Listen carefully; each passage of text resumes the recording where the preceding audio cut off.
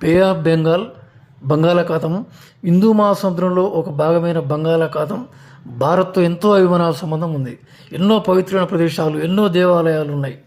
అట్లే మన గంగా నది, బ్రహ్మపుత్ర నది, గోదావరి, కృష్ణ, కావేరి, మహానది అన్నీ దీనిలోనే సంగమిస్తాయి.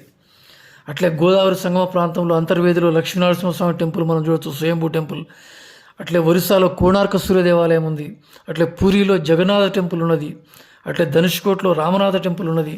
చెన్నై దగ్గర మహాబలిపురంలో ప్రపంచ వారసత్వ ప్రదేశంగా ఆ ప్రాంతం మొత్తం ఉన్నది. అట్లే అంశల్ దీవిలో మనం కృష్ణానది సంగమం దగ్గర వేణుగోపాల స్వామి టెంపుల్ మనం చూడవచ్చు. అట్లే కలకత్తా దగ్గర గంగాసాగర్ ప్రదేశం ఉంది, ఈ యొక్క సముద్రపొడ్డునే. అక్కడే చందనేశ్వర టెంపుల్ ఉంది.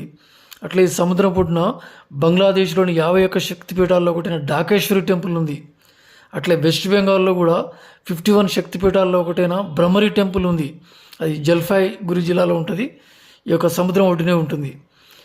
అట్లే పాండిచేరి దగ్గర అరకమేడు మనం చూసుకోవచ్చు, అది శంకరపర్ణి నది సముద్రంలో కలిసే ప్రదేశం.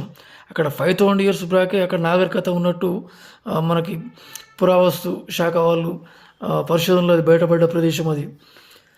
ఎన్నో ప్రదేశాలు ఉన్నాయి అక్కడ. అట్లే మనకు తమిళనాడులో ఎన్నో ఉన్నాయి.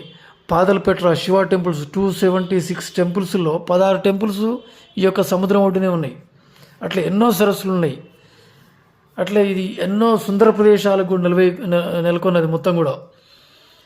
అసలు బంగాళాఖాతం నుంచి ఆగ్నేయాసియాకు హిందూ మతం వ్యాపించి అక్కడ శ్రీ విజయ ఖమేర్ రాజస్థాపనకు అంకోర్వాట్ టెంపుల్ లాంటి దేవాలయాలు కన్స్ట్రక్షన్ చేయడానికి ఈ యొక్క సముద్రమే మనకు ఉపయోగపడ్డది. ఈ సముద్రం